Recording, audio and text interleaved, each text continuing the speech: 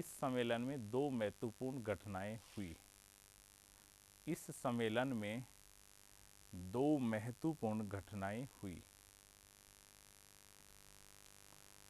पहली लिखो, 1907 से पुणे कांग्रेस में मिला लिया। उग्रवादियों को पुणे मिला लिया। सेकंड लिखो, मुस्लिम लीग और कांग्रेस के बीच समझौता हो गया। मुस्लिम लीग और कांग्रेस के मध्य समझौता हो गया। मुस्लिम लीग और कांग्रेस के मध्य समझौता हो गया।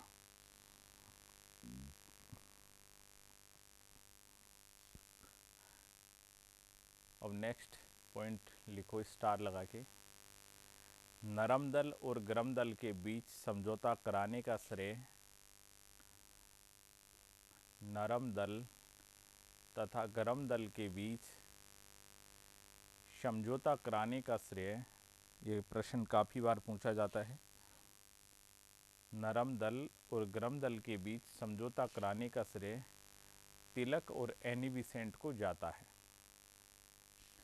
तिलक और एनी बेसेंट को जाता है। अब इन लोगों ने क्यों मिलाया? इनके लिए सबसे बड़ी मजबूरी क्या थी कि ये आंदोलन शुरू करना चाहते थे प्रथम विश्व युद्ध के समय, लेकिन इनको इसके लिए क्या चाहिए थी? संस्था चाहिए थी।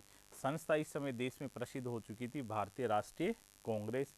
लेकिन भारतीय राष्ट्रीय कांग्रेस ने तो इस समय अंग्रेजों का साथ देने के लिए वचन दे दिया, और वो तो लगातार कह रहे थे कि ज़्यादा से ज़्यादा लोग सेना में आओ और अंग्रेज़ों की सहायता करो। तो अब इनको आंदोलन शुरू करना था, तो कांग्रेस को मंच के रूप में काम में लेने की मजबूरी थी। क्योंकि कांग्रेस इस समय ढीली हो चुकी थी, उदारवादी तो सीधे अंग्रेज़ों के पक्ष में आ गए थे, इसलिए वो चाह रहे थे कि कैसे वापस उग्रवादियों को इनके साथ मिलाएं। तो ये दोनों की मजबूरी थी। आगे लिखो, लखनऊ समझौता कराने का श्रेय लखनऊ समझौता कराने का श्रेय तिलक और मोहम्मद अली जिन्ना को जाता है। तिलक और मोहम्मद अली जिन्ना को जाता है।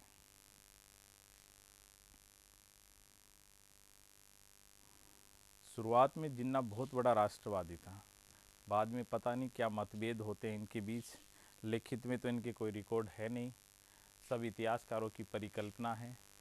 कोई जिन्ना पे दोष करता है, कोई पंडित जवाहरलाल नेहरू पे दोष करता है। जैसी भी परिस्थितियां रही, फिर बाद के अंदर एक अलग देश की डिमांड करने लगे जिन्ना। लेकिन शुरुआत में जिन्ना बड़ा प्रखर राष्ट्रवादी व्यक्ति था, बहुत उदारवादी व्यक्ति था। कालांतर में मतभेद होने से पृथक राष्ट्र की डिमांड करने लग गया, और प्रथम पाकिस्तान के फिर प्रथम राष्ट्रपति गवर्नर जनरल जिन्ना ही बनते हैं। गांधी जी ने उनको मनाने के लिए भी काफ़ी प्रयास किया कि अलग देश के आप डिमांड मत करो, और उनको राष्ट्रपिता कायदे आजम कह के भी पुकारा। कायदे आजम, जो आज भी उनको मोहम्मद अली जिन्ना को पाकिस्तान में कायदे आजम कहते हैं। आप जब भी इमरान खान के भाषण सुनोगे तो हर तीसरी चौथी पंक्ति में कायदे आजम कहेगा। ये जोड़ने का माध्यम है। जब भी कोई नेता फंसता है तो सूरज की तरफ इशारा कर लेते हैं। सूरज कोई बड़ी चीज़ की तरफ अपन को इशारा कर देते हैं। जैसे कोई भी फंसता है तो कांग्रेस महात्मा गांधी का नाम ले लेती है कि महात्मा गांधी के आदर्शों को आप भूल रहे हो, आप इनको मिटा नहीं सकते। गांधी मर सकता है, गांधीवाद कभी नहीं मरेगा। तो वैसे ही वो देख लेते हैं देश संकट में है, अब पाकिस्तान पे हमला करने की बारी है। भारत में भी देश संकट में होता है तो कई पार्टियां किसको याद कर लेती हैं? पाकिस्तान को, और देश भूल जाता है कि मोदी खराब है, और लोग किस तरफ चले जाते हैं? मोदी को तो भूल जाते हैं, और सब ध्यान पाकिस्तान की तरफ चला जाता है, और एक तरफा इलेक्शन जीत लिया जाता है। होता है कई बार। यदि आपको वापस आपका राज्य प्राप्त करना है, पड़ोसी राज्य पे अटैक कर दो, आप निश्चित रूप से पुनः जीत जाओगे। ये शुरू से ही रहा है, क्योंकि राष्ट्रवाद जब लोगों में झलकता है तब वो व्यक्ति जाति धर्म से उठ जाता है। क्योंकि राष्ट्रवाद चीज़ ही वही है जो विभिन्न जाति धर्म होने के बावजूद भी आपको कनेक्ट कर देती है। ऐसी भावना राष्ट्रवाद होती है। लेकिन राष्ट्रवाद जब उग्र रूप में आ गया, तब उसको नियंत्रित यदि आपने नहीं किया, देश में दंगे सांप्रदायिकता होना भी तय है, क्योंकि लोगों के अंदर भावनाएं तीव्र रहेंगी, उनको जिस साइड में आपने दिशा दे दी वैसी दिशा में चले जाएंगे। लेकिन ये तो भला हुआ आजकल जियो का, जो सबको बिजी रखता है, सुबह शाम कोई दिक्कत नहीं है, आदमी कभी बेरोजगारी अकेलापन इसका एहसास भी नहीं होने देता है। काफ़ी मुझे तो अच्छा लगता है कि टाइम पास होने लगे आजकल। अब पहले मैच देखने के लिए कितने अपने को किन किन लोगों के घर जाने पड़ते थे, कई लोग तो काम करवाते थे उसी समय कि नहीं नहीं मेरा तो अभी टीवी बंद रखूँगा, मेरे तो घर पे काम है। तो कई तो बेचारे फसल कटवा लेते, हमारे से भी कटवाई हुई है एक दो बार ऐसे, जब किसी के देखने जाते थे तो वो ट्रैक्टर की बैटरी ही काम में लेते थे उस समय, और तो कोई साधन था भी नहीं। तो उस समय कहता था कि नहीं नहीं मैं तो यार ये बजरी डालने जाऊँगा, मेरे तो ढेर लगा हुआ है उसको देने जाऊँगा। तो सब मिलके 10-20 लोग भागते और इसकी बजरी भरवाते, कैसे भी तू तुरंत आ जाना। उसको कहते तुम रात को ही कह देते, कम से कम इस समय आके कहते हो, रात को भरवा जाते हम।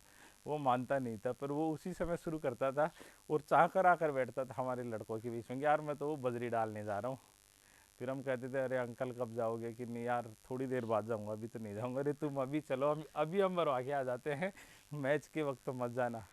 और वो वास्तव में चालाक था, उस आदमी ने 2-3 साल कुछ काम नहीं किया, मैच दिखाया और सब काम हमारे से करवाया। 10-12 लोग थे हम रानी के, खूब काम करवाए उससे। हालांकि आज भी वो बैठा रहता, और हम 10-12 के 10-12 थे, सब सेलेक्ट हो गए पूरी रानी के सभी बच्चे। हाँ तो अपन दिशा भ्रमित हो गए। हाँ जियो की बात चल रही थी। जियो ने क्या हुआ, लोगों को जोड़ दिया है। तमिलनाडु में बैठा आदमी भी मैसेज कर रहा है और पड़ोसी से सुन ही नहीं रहा, फिर दोबारा पूछ रहे क्या बोला तुम। ऐसे ही तो होता है, अपन मोबाइल ने क्या है, पास वालों को दूर कर दिया और दूर वालों को पास लिया है। और रिश्ते अपने जो परिवार जो सामाजिक संस्थाएं वो टूटने लग गई, क्योंकि अब मेल मिलाप होता नहीं है घर वालों का। सब अपने अपने जियो का अपने अपने रूम में बैठे बैठे चलाते रहते हैं। अड़ोस पड़ोस में कोई पूछो मैं तो पढ़ रहा हूँ, डिस्टर्ब क्यों करता है, और उधर मोबाइल चलता रहता है। व्हाट्सअप पे मैसेज घर वाले देख रहे हैं, फिर भी नहीं नहीं मैं तो पढ़ रहा हूँ। और घर वालों को बेचारों को इतना पता भी नहीं है वो, क्योंकि नए नए सॉफ्टवेयर अपडेट हो जाते हैं। उनको तो कैसे तैसे करके अपन ने इतना ही तो सिखाया है कि भाई पापा फ़ोन कैसे उठाते हैं और फ़ोन कैसे काटते हैं, इतना 2-4 बातें सिखाते हैं। और जियो ने बढ़िया कर दिया युवाओं को। सबसे अच्छा मैं तो इसका फ़ायदा यही मानता हूँ कि कम से कम घर पड़े रहते हैं, पहले इधर उधर जाते कहीं लड़ते थे, कोई आतंकवादी घटनाएं करता था, पड़ोस में वही होती थी आतंकवादी घटनाएं, लाठी बाटा जंग हो जाए, वही है वहाँ। तो कोई उनको तो बंदूक तो देता नहीं है। तो लीग और कांग्रेस के बीच समझौता कराने का श्रेय तिलक और मोहम्मद अली जिन्ना को जाता है। नेक्स्ट लिखो, लखनऊ समझौता लगा के लिखो, लखनऊ पैक्ट। उसके आगे लिखना कि लखनऊ समझौता वास्तव में था क्या उसमें। लखनऊ समझौता तो मुस्लिम लीग की डिमांड क्या थी, पृथक निर्वाचन पद्धति को स्वीकार करने की। और उधर कांग्रेस की डिमांड थी कि हम होम रूल चलाएंगे, स्वशासन प्राप्त करना हमारा लक्ष्य है। तो स्वशासन जो हमारा लक्ष्य है, और जो विधान परिषदों का प्रसार करना, ऐसे कई मुद्दे थे, 17-18 मुद्दे थे कि ये हमारे टारगेट है, आप इनमें हमारा साथ देना। तो उन्होंने उनके स्वशासन को मान लिया, और इन्होंने क्या मान लिया कि हम आपको पृथक निर्वाचन पद्धति दे दें। तो लिखो, इस समझौते के तहत, इस समझौते के तहत कांग्रेस ने, इस समझौते के तहत कांग्रेस ने मुस्लिम लीग के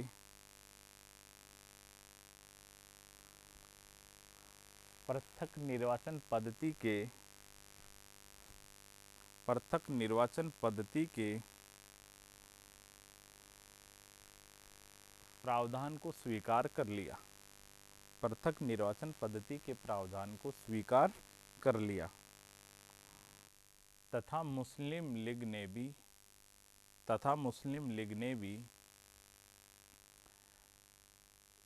कांग्रेस के स्वशासन के लक्ष्य, कांग्रेस के स्वशासन के लक्ष्य अर्थात उत्तरदायी शासन की मांग को, अर्थात उत्तरदायी शासन की मांग को स्वीकार कर लिया, उत्तरदायी शासन की मांग को स्वीकार कर लिया।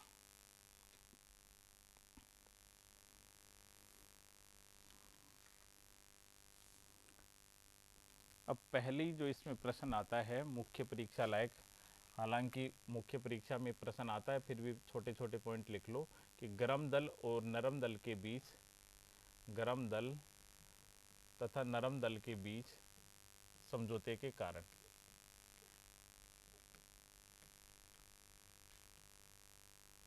ऐसी क्या मजबूरी थी कि दोनों ने जुड़ना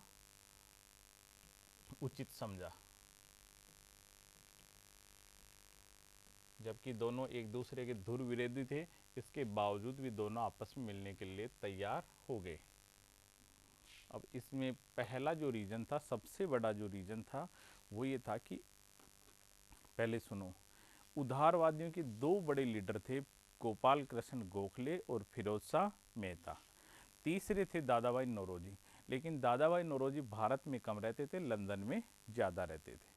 अब फिरोज शाह मेहता और दादाभाई, गोपाल कृष्ण गोखले और फिरोज शाह मेहता, फिरोज शाह मेहता का काफ़ी प्रभाव था और एक थे गोखले। इन दोनों की एक साथ मृत्यु हो गई 1915 में, इस साल। ये दोनों क्या थे? उदारवादी थे और वो लगातार विरोध करते थे कि उग्रवादी कांग्रेस के पास भी नहीं आने चाहिए। 1915 में जैसे ही इनकी मृत्यु हुई तो कांग्रेस के भीतर उग्रवादियों का विरोध कम हो गया और कांग्रेस में भी कई लोग ये चाहते थे कि उग्रवादी शामिल होने चाहिए। तो सबसे बड़ा रीजन बना इन दोनों की मृत्यु हो जाना 1915 में। दूसरा कारण क्या था? प्रथम विश्व युद्ध शुरू हो गया। तिलक और एनी बेसेंट चाहती थी कि आंदोलन शुरू किया जाए, लेकिन आंदोलन करने में दिक्कत क्या थी कि कांग्रेस ने तो समर्थन कर दिया था अंग्रेज़ों का। इसलिए वो चाह रहे थे कि हमें एक संगठन की ज़रूरत है, क्योंकि संगठन कांग्रेस पूरे देश में चर्चित हो चुका था स्वतंत्रता के लिए। इसलिए अलग संगठन नए बनाना उनके लिए मजबूरी हो चुकी थी। इसलिए वो चाहकर ये चाह रहे थे, कौन? गर्मपंथी, तिलक गर्मपंथी था, तो उनके लिए मजबूरी थी कि कांग्रेस का जो उदारवादी पंथी विचारधारा है उसको अपनाया जाए, उसके साथ जुड़ा जाए। तीसरी, अब नरमपंथी भी चाहते थे कुछ नरमपंथी। नरमपंथी लोगों को 1909 के एक्ट से काफ़ी उम्मीदें थी, क्योंकि वो लगातार अंग्रेज़ों की न्यायप्रियता में विश्वास करते थे। तो 1909 के एक्ट से उनको काफ़ी उम्मीदें थी कि अंग्रेज़ अपने लिए अच्छा करेंगे और अपने को उत्तरदायी शासन देंगे, ये बड़ी आशा कर रहे थे। लेकिन जैसे ही पृथक निर्वाचन पद्धति का प्रावधान किया, उनको बड़ी निराशा हुई। वो लोग भी अब बड़ी मजबूरी में थे, इसलिए उनको भी ऊर्जावान लोगों की आवश्यकता थी। और वैसे भी जो 1905 में शुरू हुआ था स्वदेशी आंदोलन, वहाँ से लेके 1915 तक कोई बड़ा आंदोलन नहीं हुआ था। इसलिए कांग्रेस पे भी लगातार ये दबाव बन रहा था कि कांग्रेस के द्वारा कोई बड़ा आंदोलन शुरू किया जाए। अब तो समय आ गया है अंग्रेज़ों के खिलाफ उठकर लड़ने का। तो इसलिए नरमपंथियों पे भी दबाव था कि अपने को, आपको आंदोलन शुरू करना है, क्योंकि इनके पास आंदोलन शुरू करने के लिए उग्र लोग नहीं थे, त्याग बलिदान वाले लोग नहीं थे। तो इनकी भी मजबूरी थी कि ऐसे लोगों को अपनाया जाए। तो लिखो, पहला रीजन क्या था? फिरोज शाह मेहता और गोखले की मृत्यु होना। तो लिखो 1915 में 1915 में गोपाल कृष्ण गोखले तथा फिरोज शाह की मृत्यु हो गई। गोपाल कृष्ण गोखले तथा फिरोज शाह की मृत्यु हो गई थी। ये उदारवादियों के बड़े नेता थे। ये उदारवादियों के बड़े नेता थे तथा उग्रवादियों के कांग्रेस में प्रवेश के खिलाफ थे, तथा उग्रवादियों के कांग्रेस में प्रवेश के खिलाफ थे।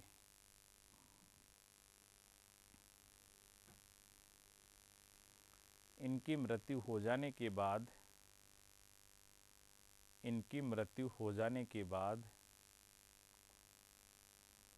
कांग्रेस में उग्रवादियों का विरोध कम हो गया। इनकी मृत्यु हो जाने के बाद कांग्रेस में उग्रवादियों का विरोध कम हो गया।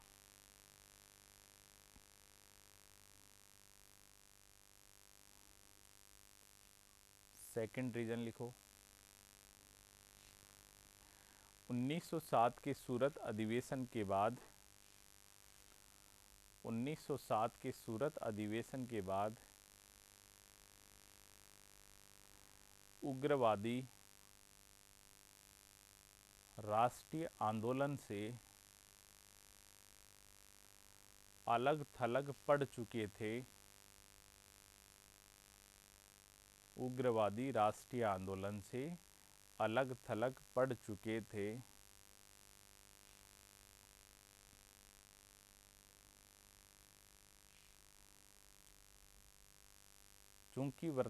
चूंकि इस समय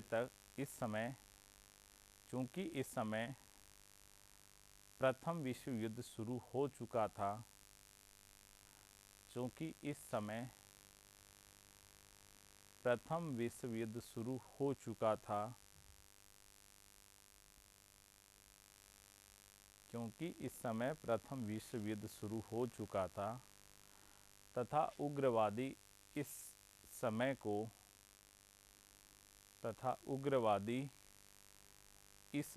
को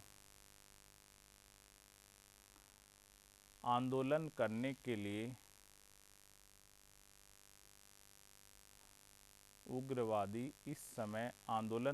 के लिए सबसे अनुकूल परिस्थितियां मानते थे।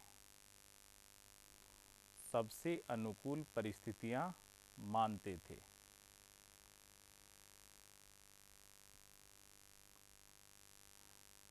आंदोलन शुरू करने के लिए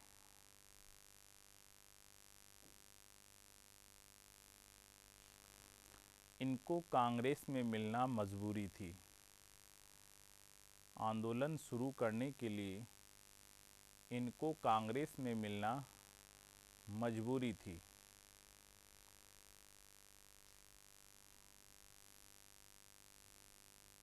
क्योंकि कांग्रेस इस समय तक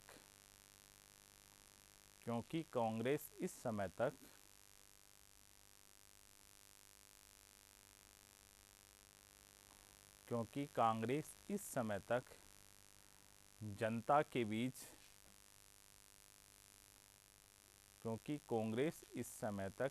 के बीच राष्ट्रीय आंदोलन का केंद्र बिंदु बन चुकी थी।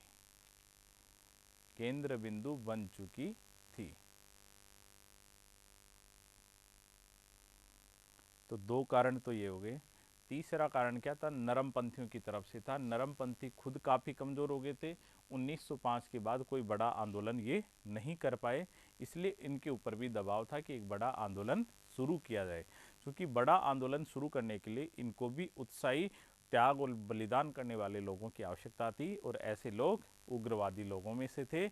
इसलिए ये भी चाह रहे थे कि उग्रवादी इनके पास वापस जुड़ जाए। तो लिखो, नरमपंथियों को भी इस समय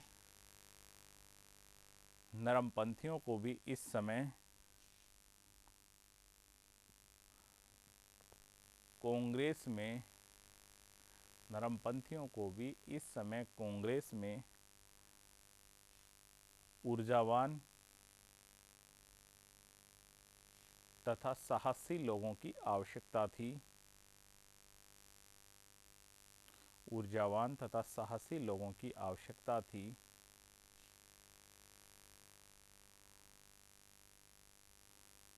इस प्रकार ऊर्जावान व्यक्ति उग्रवादियों से ही प्राप्त हो सकते थे। इस प्रकार ऊर्जावान व्यक्ति उग्रवादियों से ही प्राप्त हो सकते थे।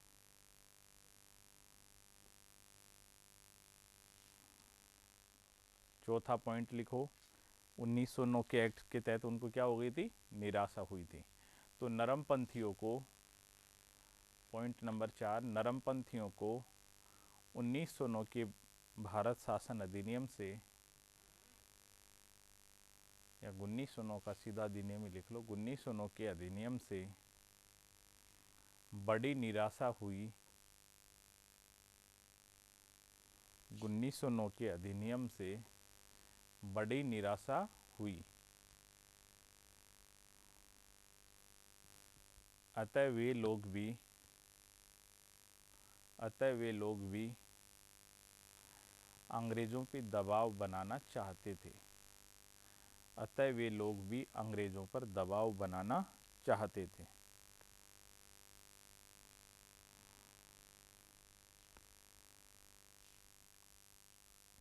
तो इस कारण गर्मपंथी और नरमपंथी लोग आपस में मिलने के लिए मजबूर हो गए। आपसे एक प्रश्न पूछा जाए कि ऐसी क्या परिस्थितियां बनी कि दोनों दल आपस में पास पास आए। अब नेक्स्ट पॉइंट लिखो इसमें, कांग्रेस और मुस्लिम लीग के बीच समझौता होने के कारण। कांग्रेस और मुस्लिम लीग के बीच समझौता होने के कारण।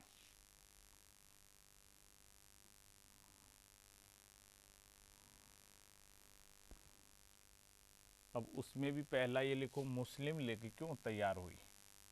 मुस्लिम लीग क्यों तैयार हुई।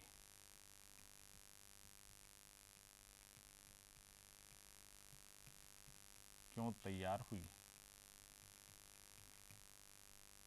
कि जब दो पार्टियां एक दूसरे के बिल्कुल खिलाफ थी, अलग अलग उद्देश्य थे, अलग अलग संगठन थे, फिर भी ऐसी क्या परिस्थितियां पैदा हुई कि दोनों साथ काम करने के लिए मजबूर हो गया। ऐसी क्या परिस्थिति बनी कि लालू नीतीश साथ हो गए थे, माया और मुलायम साथ हो गए थे, और बीजेपी और पीडीपी साथ हो गई थी। क्या ऐसा कारण था कि बीजेपी को छोड़कर केजरीवाल सबके साथ मिलना चाहता था। यार गंदा आदमी निकला है, तो जैसा था वैसा नहीं निकला।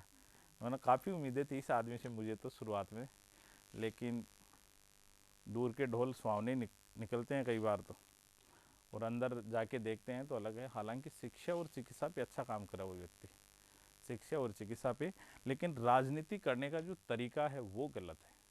क्योंकि जनता काम बहुत कम देखती है, जनता आपका माहौल देखती है कि आप किस प्रकार से आपको स्थापित कर पाए हो जनता के बीच। आप कितना ही काम कर दो, काम को वोट नहीं देते हैं अपन लोग भी, अपन लोग पढ़े लिखे लोग नहीं देते। आम जनता से तो क्या उम्मीद करोगे आप, जो इनके झुग्गी झोंपड़े में रहते हैं उनसे उम्मीद नहीं कर सकते। एक टेम्पो वाले से आप सरकार की समीक्षा कराना चाहो तो वो नहीं करेगा, वो तो ये देखेगा कि माहौल देखता, अखबार में, सोशल मीडिया पे उन पे देखता है। तो अपन लोग ही उनको नहीं देखते, तो उनसे तो क्या उम्मीदें हो सकती हैं। तो लीडर अपने आदर्श भी स्थापित करता है। लीडर में क्या होता है, लीडरशिप क्या होती है, लीडरशिप कुछ गुणों का समुच्चय होता है जिसके द्वारा व्यक्ति अपने अनुयायियों को प्रभावित करता है, उसको लीडरशिप कहा जाता है। लेकिन यदि आप काम कर रहे हो और आपके अनुयायियों को आप प्रभावित नहीं कर पाए, तो आपकी लीडरशिप लंबे समय तक नहीं रह पाएगी। तो मुझे लगता है, हालांकि अब पता नहीं वहाँ दिल्ली का तो क्या सीन है, पर अपन दूर से उस चीज़ को देख रहे हैं। शिक्षा चिकित्सा में अच्छा काम है, लेकिन एक अच्छी इमेज नहीं बन पाई आपकी। कर सकते थे, उनके पास मौका था, उनको कोई ये तो बिछानी नहीं है, पाइपलाइन रही है इतनी ज़्यादा, सड़कें रही है, सब बनी हुई है वहाँ पे। अब राजस्थान में तो दिक्कत क्या है, राजस्थान का भौगोलिक क्षेत्रफल बहुत बड़ा है। एक छोटी ढाणी को भी जोड़ने के लिए लंबी लंबी सड़क बिछानी पड़ेगी आपको, हर चीज़ के लिए आपको बड़ा इन्वेस्टमेंट करना पड़ेगा, जबकि उसमें संभावनाएं कम होती है लाभ की। क्योंकि आप लाइन बिछा के लेके जा रहे हो इंटरनेट की, किसी गांव के लिए 5 किलोमीटर, वहाँ जाके पता लगा 50 परिवार ही हैं। जबकि आप इतनी बड़ी एक शहर में बिछाते हो तो उसी लाइन में आपको हज़ारों जो सर्विस का उपभोक्ता हैं वो लोग मिल जाते हैं, जबकि गाँव में ऐसा नहीं है। इसलिए इंफ्रास्ट्रक्चर गाँव में बिछने में समय भी लगता है और महंगा भी पड़ता है। अब देखो मुस्लिम लीग क्यों तैयार हुई। मुस्लिम लीग 1906 के बाद से लेके क्या हुआ, जब मुस्लिम लीग बनाई किस लिए थी कि हम आम मुसलमानों को कुछ अलग से रियायत देंगे, हम आपको हिंदुओं की तुलना में वरीयता देंगे, ऐसा इनको कहा गया अंग्रेजों की तरफ से। लेकिन ऐसा नहीं हुआ इनके साथ। हालांकि इनको पृथक निर्वाचन पद्धति का अधिकार दिया गया, लेकिन बाकी इनकी मांग नहीं मानी गई। इसलिए ये लोग निराश थे अंग्रेजों से। पहली निराशा का इनका कारण था।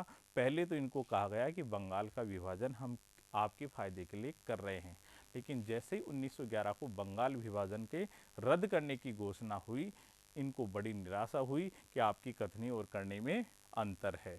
एक तरफ कहते हो कि हम आपके लिए कर रहे हैं, दूसरी तरफ इनका थोड़ा सा दबाव लगा, आप लोगों ने वापस रद्द कर दिया। दूसरा मुद्दा था अलीगढ़ मुस्लिम कॉलेज का, क्योंकि ये लोग लगातार उसको यूनिवर्सिटी बनाने के लिए दबाव लगा रहे थे, लेकिन 1875 से लेके 1920 में आके उसको विश्वविद्यालय का दर्जा ये लोग देते हैं। तो इनको बड़ी निराशा हुई इस बात को, ये लोग यदि अपने को चाहते तो अपने को विश्वविद्यालय का दर्जा इनको देना चाहिए, लेकिन ये दर्जा नहीं दे रहे थे। तो दूसरा रीज़न। तीसरा रीज़न इसका क्या है कि इस समय तक मुस्लिम लीग में उदारवादी लोगों की एंट्री हो चुकी थी, जैसे मोहम्मद अली जिन्ना, शौकत अली, मोहम्मद अली, डॉक्टर M.A. अंसारी और मौलाना अबुल कलाम आज़ाद। इन्होंने भी कहा कि अलग से आंदोलन चलाने का कोई औचित्य नहीं है, हमें कांग्रेस के साथ रह के काम करना चाहिए और देश को आज़ाद कराने का प्रयास करना चाहिए। तो इस कारण नीति बदल चुकी थी। और जो सबसे बड़ा कारण था और मूल कारण 1916 के समझौते का, वो था कांग्रेस द्वारा इनके पृथक निर्वाचन पद्धति को मान्यता दे देना। तो ये चार मुख्य कारण थे जिनके कारण लीग कांग्रेस से समझौता करने के लिए प्रेरित हुई। पहला लिखो इसमें, बंगाल विभाजन को रद्द कर देने के कारण, बंगाल विभाजन को रद्द कर देने के कारण मुस्लिम लीग अंग्रेजों से नाराज थी। बंगाल विभाजन को रद्द कर देने के कारण मुस्लिम लीग अंग्रेजों से नाराज थी। दूसरा लिखो, अलीगढ़ कॉलेज को विश्वविद्यालय का दर्जा, अलीगढ़ कॉलेज को विश्वविद्यालय का दर्जा न दिए जाने से, अलीगढ़ कॉलेज को विश्वविद्यालय का दर्जा न दिए जाने से मुस्लिम लीग में असंतोष था, मुस्लिम लीग में असंतोष था।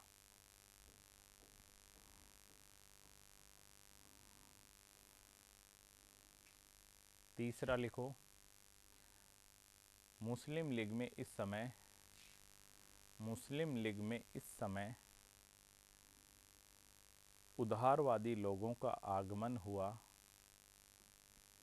मुस्लिम लीग में इस समय उदारवादी लोगों का आगमन हुआ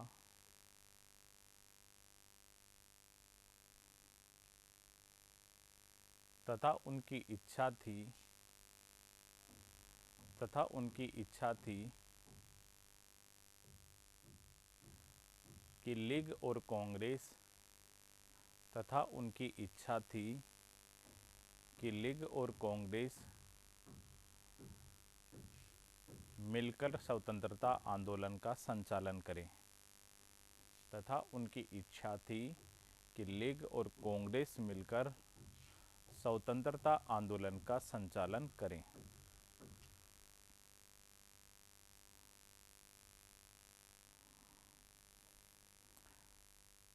नेक्स्ट पॉइंट लिखो, लखनऊ अधिवेशन में, लखनऊ अधिवेशन में कांग्रेस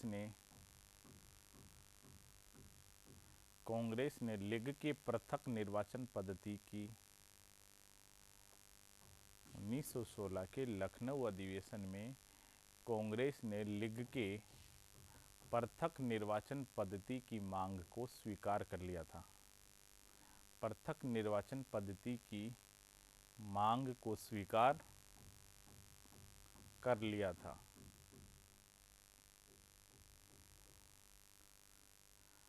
हालांकि कालांतर में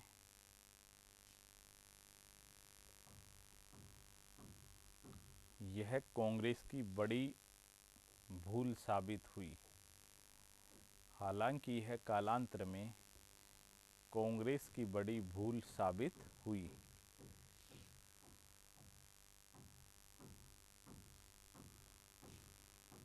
अब एक और रीजन है, वो रीजन क्या है कि इस समय प्रथम विश्व युद्ध शुरू हो चुका था।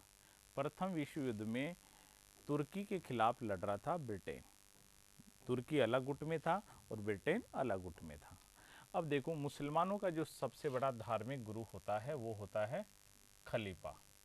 और खलीफा की पदवी जगह जगह चेंज होती गई, अलग अलग जगह। कभी ईरान के राजा के पास आई, कभी तुर्की के राजा के पास आई, कभी मिस्र के राजा के पास गई, अलग अलग समय गई। इस समय जो अंतिम समय में जो गद्दी थी खलीफा की, वो थी तुर्की के राजा के पास। लेकिन प्रथम विश्व युद्ध में क्या किया, तुर्की था ब्रिटेन के विरुद्ध, विरोधी गुट में लड़ रहा था। और ब्रिटेन क्या चाह रहा था कि तुर्की पर आक्रमण करके खलीफा के पद को खत्म कर दिया जाए, खलीफा के पद को खत्म कर दिया जाए। तो इससे भारत के जो मुस्लिम लोग थे उनको बड़ी निराशा हुई कि आप कहते हो कि हम मुस्लिमों के समर्थक हैं, दूसरी तरफ आप कह रहे हो कि मुसलमानों का जो धार्मिक लीडर है उसके पद को हम खत्म करना चाहते हैं। तो इससे भी इनको बड़ी निराशा होती है। बाद में इस खलीफा के पद को बचाए रखने के लिए गांधी जी ने एक आंदोलन चलाया, उस आंदोलन को नाम दिया गया खिलाफत आंदोलन। और दो व्यक्तियों को तैयार किया गांधी जी ने, मोहम्मद अली और शौकत अली को। तो इसमें लिखो पांचवा रीजन कि प्रथम विश्व युद्ध में तुर्की ब्रिटेन के विरोधी गुट में था, तुर्की ब्रिटेन के विरोधी गुट में था।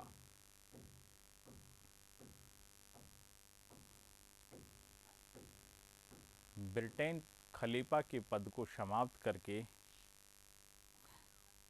तुर्की खलीफा के पद को ब्रिटेन खलीफा के पद को समाप्त करना चाहता था, खलीफा के पद को समाप्त करना चाहता था।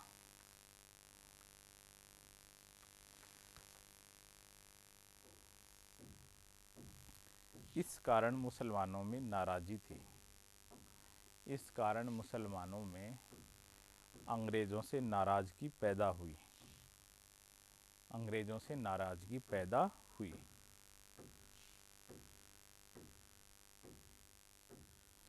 अब बात आती है फिर कांग्रेस क्यों तैयार हुई। तो दूसरा इसमें लिखो, कांग्रेस क्यों तैयार हुई, कांग्रेस क्यों तैयार हुई।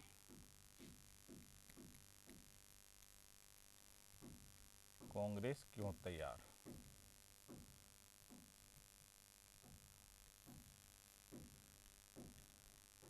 अब कांग्रेस के जो तैयार होने का कारण था, पहला तो कांग्रेस की हमेशा एक मांग रहती थी कि स्वतंत्रता आंदोलन का आधार बढ़ना चाहिए, ज़्यादा से ज़्यादा लोग, ज़्यादा से ज़्यादा वर्ग के लोग आने चाहिए। इसलिए उनको ये लगता था कि यदि मुस्लिम लोग आएंगे तो नए क्षेत्र जुड़ेंगे, नए लोग जुड़ेंगे, नई लीडरशिप अपने पास आएगी। इससे क्या है, स्वतंत्रता आंदोलन का तेवर और बढ़ जाएगा और सरकार पे ज़्यादा से ज़्यादा दबाव बढ़ेगा। तो सामाजिक आधार बढ़ाने के लिए। दूसरा कि इससे स्वतंत्रता आंदोलन का धर्मनिरपेक्ष स्वरूप में वृद्धि होती थी, इसलिए वे चाहते थे कि सभी धर्म के लोग आ जाएं। फिर तीसरी बात कि मुस्लिम लीग ने भी कांग्रेस की अनेक मांगे मान ली थी, इस कारण दोनों में निकटता आ गई। तो तीन कारण थे कांग्रेस के मिलने के। पहला लिखो, कांग्रेस स्वतंत्रता आंदोलन के सामाजिक जनाधार को बढ़ाना चाहती थी, कांग्रेस स्वतंत्रता आंदोलन के सामाजिक जनाधार को बढ़ाना चाहती थी,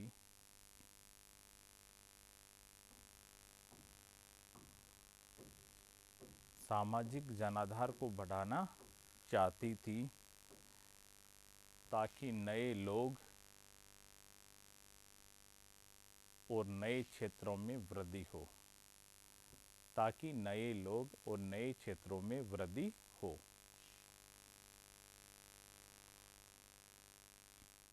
सेकंड रीजन लिखो, कांग्रेस स्वतंत्रता आंदोलन का धर्मनिरपेक्ष स्वरूप बनाए रखना चाहती थी, कांग्रेस स्वतंत्रता आंदोलन का धर्मनिरपेक्ष स्वरूप बनाए रखना चाहती थी। धर्मनिरपेक्ष स्वरूप बनाए रखना चाहती थी। फिर लिखो तीसरा पॉइंट, लीग ने भी कांग्रेस की अनेक मांगे, लीग ने भी कांग्रेस की अनेक मांगे जैसे स्वराज, विधान परिषदों का विस्तार,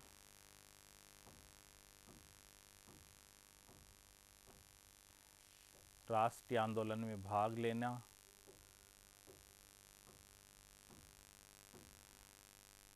इत्यादि को मान लिया था, इत्यादि को मान लिया था।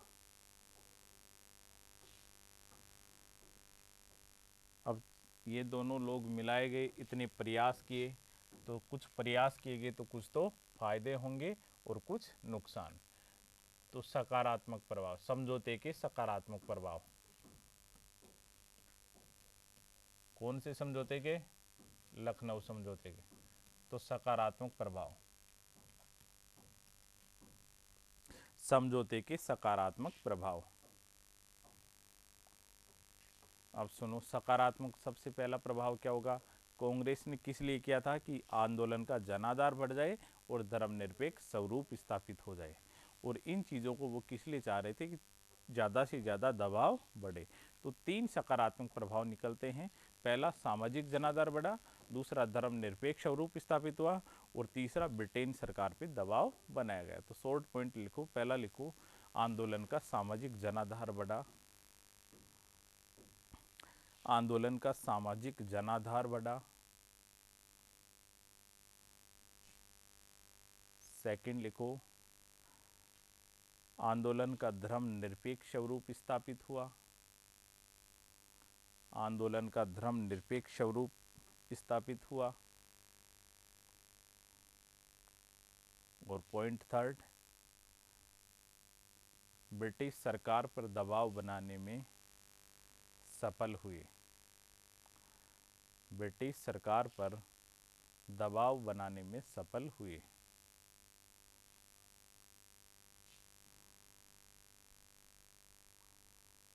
अब नुकसान क्या हुआ इस चीज का? समझौते के नकारात्मक प्रभाव, समझौते के नकारात्मक प्रभाव।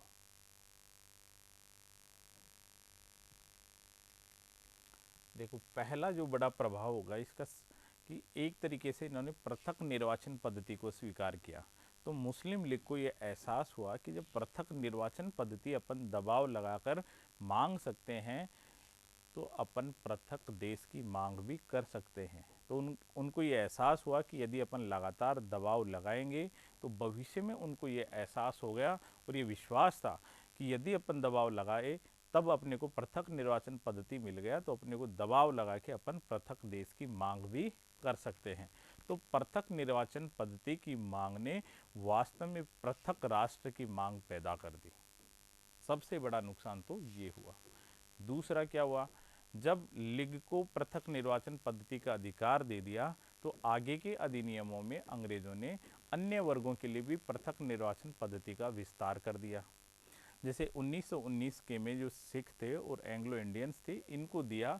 तो अब कांग्रेस के पास उस प्रावधान का विरोध करने का कोई विकल्प नहीं था, क्योंकि वो इस प्रावधान को मान चुकी थी।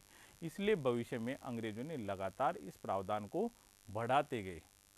तीसरा, इस समझौते में क्या हुआ? जब मुस्लिमों को एक तरफा वरीयता दी गई तो जो कुछ हिंदू संगठन थे उनको सरकार की और जो कांग्रेस थी उनकी बुराई करने का मौका मिला। और इस प्रकार कई हिंदू संगठन उसी समय उभर कर आते हैं। जैसे हिंदू महासभा बनाई गई, उसी समय हिंदू महासभा बनाई गई मदन मोहन मालवीय के द्वारा।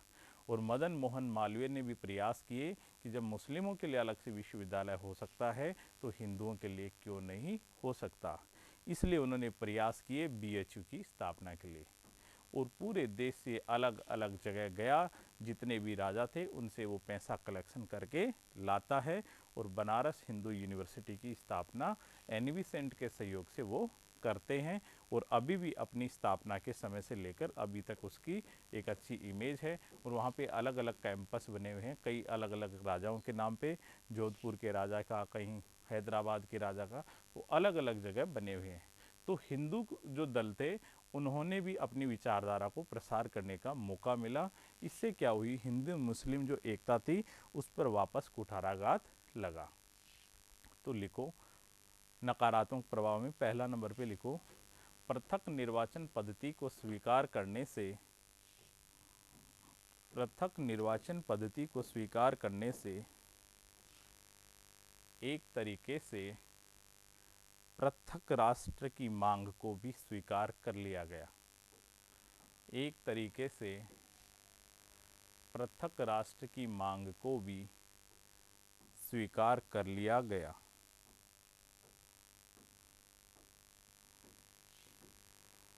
जो आगे चलकर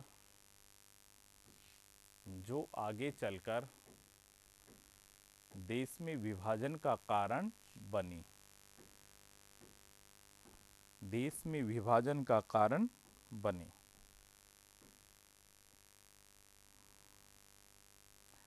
पॉइंट नंबर सेकंड, जब कांग्रेस ने पृथक निर्वाचन पद्धति को स्वीकार किया, जब कांग्रेस ने पृथक निर्वाचन पद्धति को स्वीकार किया तो ब्रिटिश सरकार ने आगे पारित होने वाले अधिनियमों में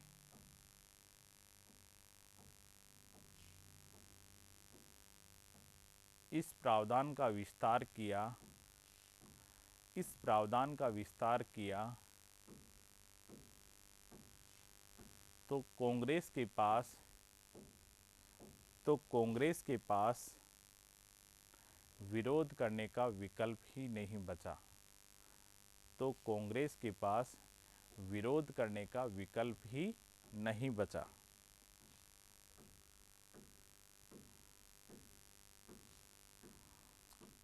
पॉइंट नंबर थर्ड, लीग को अधिक वरीयता देने से हिंदू संगठनों को प्रतिक्रिया करने का अवसर मिला। हिंदू संगठनों को प्रतिक्रिया करने का अवसर मिला।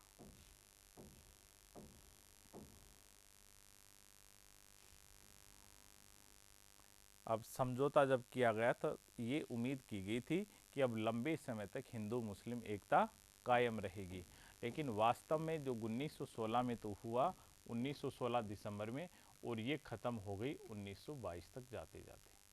अर्थात हिंदू मुस्लिम एकता का जो सपना देखा गया, ये सपना मात्र 6 साल तक कायम रहा। और 1922 में जैसे ही असहयोग आंदोलन ख़त्म होता है तो कुछ जगह पे हिंदू मुस्लिमों में भी आपस में झड़प हुई। उसके बाद में ये हिंदू मुस्लिम एकता वापस ख़त्म हो गई और 1923 के आसपास आते आते हिंदू मुस्लिमों में सांप्रदायिक दंगे वापस शुरू हो जाते हैं। 1923 से लेकर 26 तक वापस दंगे शुरू होते हैं। एक दौर आएगा, अपन पढ़ेंगे, उसमें टॉपिक है सांप्रदायिकता का विकास, एक लेक्चर है उस पर पूरा, तो उसमें अपन देखेंगे कैसे कैसे देश में सांप्रदायिकता पन पाएगी। राजनीतिक देन है, जनता को कोई ज़्यादा इनसे मतलब नहीं है। राजनीति इसका क्या होती है, जन्मदाता होती है और जनता वाहक होती है, किसी भी विचारधारा को वो आगे बढ़ाती है। राजनीति वाले उसको देके भूल जाते हैं और जनता वाले दिन प्रतिदिन उस मुद्दे को लेकर लड़ते रहते हैं, क्योंकि वो फ्री बैठे हैं और है भी नहीं उनके पास। भाई आदमी आलतू फालतू की बात कब करता है, जब वो फ्री बैठा रहता है। अब आप पूरे दिन भर यहाँ पढ़ के जाते हो और शाम को वापस इसमें लग जाते हो, तो आपका ध्यान इधर उधर नहीं जाता। लेकिन पूरे दिन भर कमरे पे बैठे रहो, व्हाट्सएप पे मैसेज फेंकते रहोगे एक दूसरे के पास, बेमतलब में हाय क्या हाल चाल है, बिना मतलब में कर देते। कई बार होता है अपने पास जब टाइम पड़ा हो और दिन नहीं निकल रहा हो तो किसी को भी परेशान करना हो तो कर देते हैं गुड मॉर्निंग। आजकल ये बड़ा चल रहा है, 20-30 के तो सुबह पहले आते हैं गुड मॉर्निंग। जैसे ये मैसेज नहीं आता तो गुड मॉर्निंग होती नहीं, अपनी मॉर्निंग ही ख़राब थी। तो फॉर्मेलिटी ज़्यादा होने लग गई आजकल। हाँ, तो इसमें लिखो, इस समझौते से हिंदू मुस्लिम एकता का सपना देखा गया था। इस समझौते के पीछे हिंदू मुस्लिम एकता का सपना देखा गया था। इस समझौते के पीछे हिंदू मुस्लिम एकता का सपना देखा गया, लेकिन यह सपना अल्पकाल में ही टूट गया। लेकिन यह सपना अल्पकाल में ही टूट गया।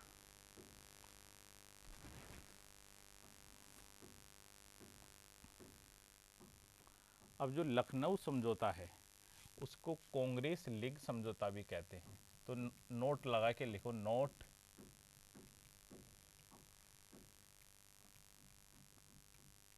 और नोट लगा के लिखो कांग्रेस लीग समझौता।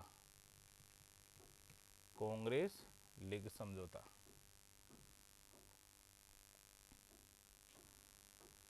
तो लिखो इसमें, इस समझौते के तहत, दो एक लाइन लिखो इसमें, इस समझौते के तहत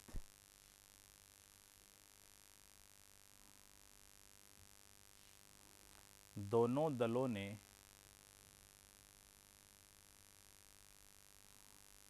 पृथक रूप से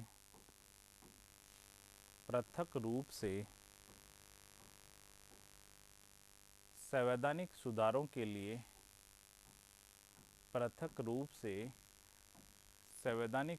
के लिए एक संयुक्त योजना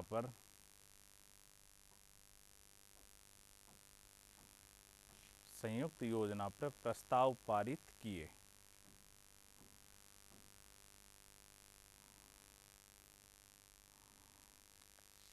दोनों ने संयुक्त कार्यक्रम के आधार पर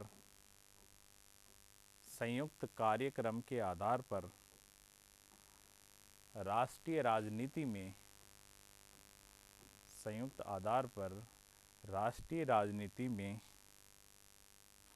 एक दूसरे के साथ सहयोग करके